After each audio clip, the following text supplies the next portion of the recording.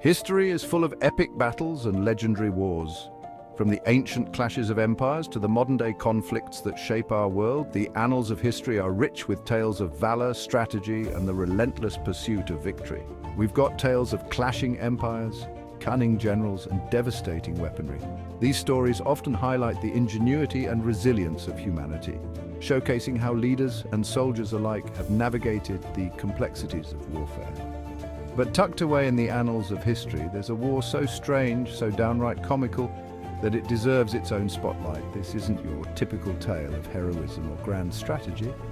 Instead, it's a story that borders on the absurd, a chapter that makes you question the very nature of conflict. This, my friends, is the story of the Great Emu War of 1932, a conflict that pitted man against nature in a way that few could have anticipated.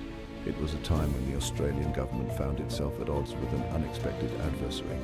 Yes, you read that right. Emus, those big flightless birds from Australia, went to war with, well, us. These seemingly harmless creatures became the unlikely foes of the Australian military, leading to a series of events that would be remembered for their sheer peculiarity. Now, before you picture legions of feathered fiends marching on Canberra, let's set the scene. The Great Emu War wasn't a war in the traditional sense. There were no grand battlefields or epic sieges. Instead, it was a series of skirmishes that took place in the vast open landscapes of Western Australia. This wasn't a war in the traditional sense. The Australian soldiers, armed with machine guns and military tactics, found themselves outmatched by the sheer numbers and agility of the emus. It was a conflict that defied conventional logic and strategy. It was more of a bit of a kerfuffle, really. The soldiers, despite their best efforts, struggled to make a significant impact on the emu population. The birds, with their speed and resilience, seemed almost invincible. A one-sided kerfuffle, you might say, with the emus having the upper hand, or wing, as it were. The Great Emu War stands as a testament to the unpredictability of nature and the sometimes futile efforts of humanity to control it. It's a story that reminds us that not all battles are fought with swords and guns. Some are waged with feathers and beaks.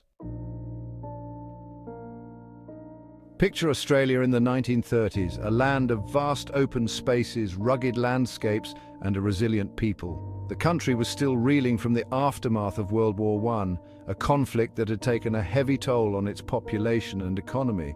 The Great War, as they called it back then, had just ended, leaving its mark on the world. Soldiers returned home, bringing with them stories of bravery and loss, and the nation celebrated their return with parades and festivities.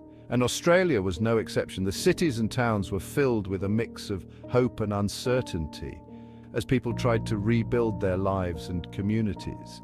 The economy was in a bit of a slump, struggling to recover from the war's financial strain. Businesses closed, streets were empty, and the future seemed uncertain for many Australians. And farmers, the backbone of the nation, were doing it tough.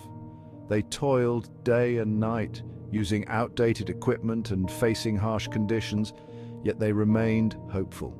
They had cleared swathes of land for wheat farming, hoping for a brighter future. The vast fields of golden wheat symbolized their dreams of prosperity and growth. Little did they know their troubles were just beginning. The challenges they faced were not just from the land or the weather, but from an unexpected adversary.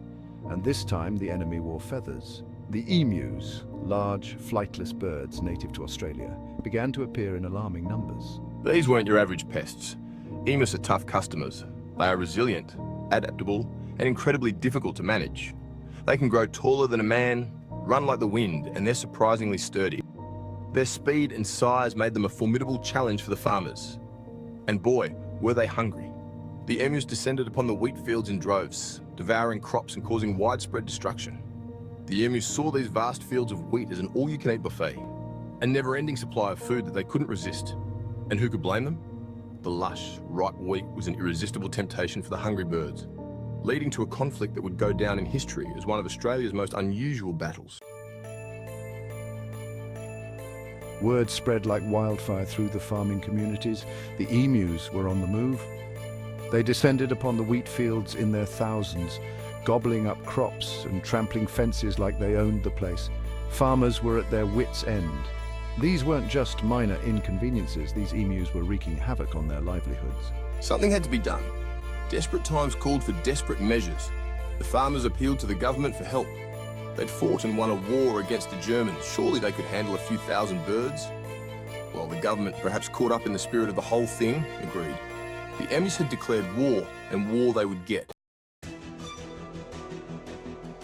Now you might think this is where the story takes a turn for the serious. Military strategists huddled over maps, plotting the downfall of the feathered fiends. Crack troops deployed to the outback, armed to the teeth with the latest weaponry.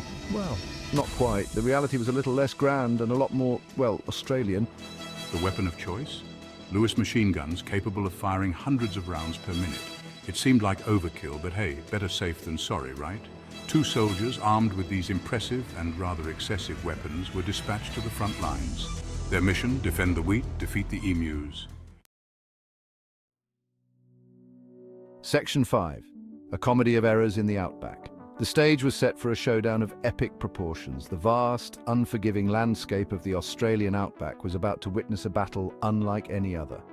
On one side, we had the Australian army, a force to be reckoned with, armed with enough firepower to take down a small country. These soldiers were seasoned, disciplined, and ready for action, equipped with the latest in military technology of the time.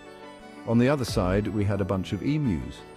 These large, flightless birds, native to Australia, were known for their speed and agility, but no one could have predicted the chaos they were about to unleash. And so, the Great Emu War began. It was a conflict that would go down in history, not for its scale or its casualties, but for its sheer absurdity. Except it didn't quite go as planned. The soldiers, despite their training and weaponry, found themselves in a battle they were woefully unprepared for. Major GPW Meredith. You see, emus, for all their comical appearance, are surprisingly wily creatures. They have a natural instinct for survival that makes them formidable opponents. They're fast, they're agile, and they have this uncanny knack for dodging bullets. Their erratic movements made them incredibly difficult targets as the soldiers, bless their hearts, found themselves completely outmatched. Their rifles, designed for human adversaries, were almost useless against the swift and unpredictable emus. They'd line up a shot, only to have the emus scatter in all directions, their feathers ruffled but otherwise unharmed. The emus seemed to be playing a game, darting and weaving through the bullets with an almost mocking grace. The army even tried using machine guns, thinking that the increased firepower would give them an edge. But the emus, with their zigzag running patterns, continued to evade capture. Days turned into weeks, and the soldiers grew increasingly frustrated. The emus, on the other hand, seemed to be thriving, grazing peacefully and continuing their daily routines as if nothing was amiss. The military strategists were baffled. They held meetings, drew up new plans, and tried different tactics, but nothing seemed to work. The emus were always one step ahead. In the end, the Great Emu War was a humbling experience for the Australian army. They had to retreat, conceding defeat to the resilient and resourceful emus. It was a lesson in humility and a reminder that sometimes nature has the upper hand. The emus, victorious and unscathed, continued to roam the outback, a testament to their tenacity and the unpredictability of life in the wild. The Great Emu War remains a quirky and fascinating chapter in Australian history, a true comedy of errors in the outback. Section 6 emu evaders and military mishaps. Things went from bad to worse for the soldiers. Their trucks, ill-suited for the rough terrain, kept getting bogged down in the sand. The emus, meanwhile, were having a field day. They seemed to be everywhere and nowhere at the same time, popping up when least expected, then vanishing just as quickly. Major GPW Meredith. It was like trying to herd cats. Only these cats could run at 30 miles an hour and had a nasty habit of kicking up dust in your face. The soldiers, used to fighting human enemies who, for the most part, stayed put when shot at, were utterly bewildered. Section 7. Outmaneuvered by birds, a humiliating defeat. After weeks of what can only be described as a tactical disaster, the Australian government, perhaps realizing the sheer absurdity of it all, called off the troops. The emus, victorious and probably a little bit fatter from all that wheat, returned to their usual haunts. The Great Emu War was over, and the emus, much to the world's amusement, had won. Major GPW Meredith, the soldiers, returned, perhaps a little embarrassed, to a chorus of laughter. Newspapers had a field day, of course, with headlines proclaiming "Emus win war" and "Feathered foe outwits army." It wasn't exactly Australia's finest hour on the battlefield. Section 8, the aftermath lessons learned. So what became of this strange and hilarious chapter in Australian history? Well, the emus continued to be a nuisance, of course. But the Great Emu War became a legend, passed down through generations.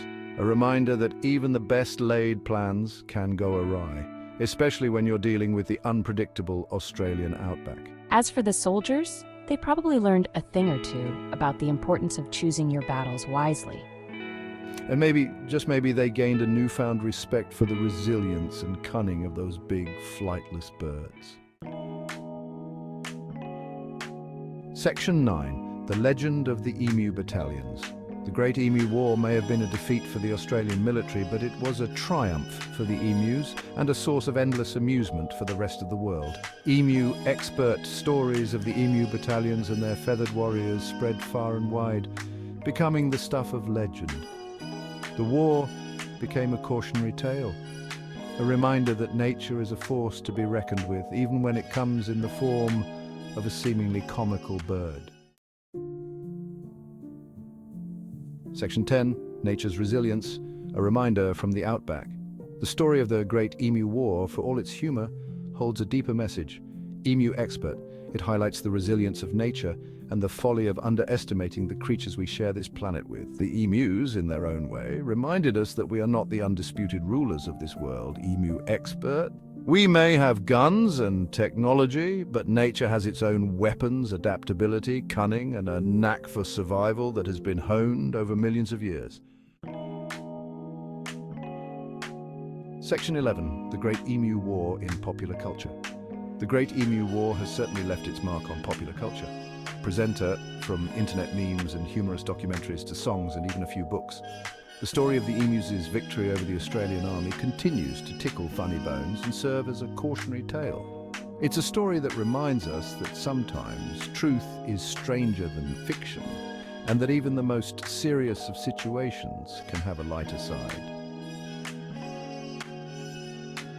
Section 12, a final word, emus 1, humans 0. So the next time you see an emu, take a moment to appreciate these remarkable creatures.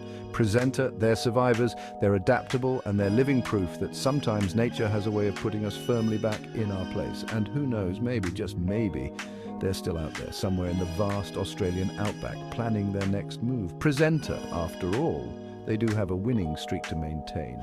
Emus 1, humans 0.